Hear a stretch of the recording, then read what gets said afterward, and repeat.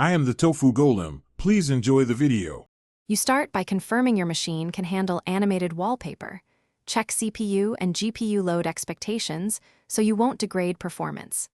Next, download and install a trusted app like Wallpaper Engine or Lively and grant it the required permissions. Once installed, open the app and choose the Add Wallpaper or Import option.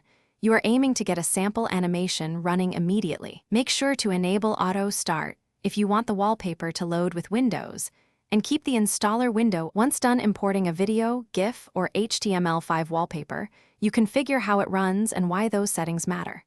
You choose resolution matching your display, 1080p or 4K, and set scaling to fill or fit to avoid stretching.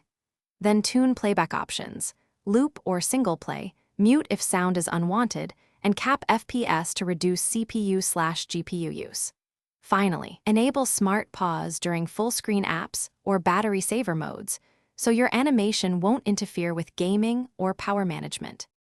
You complete setup by saving a profile and testing across a restart to confirm persistence.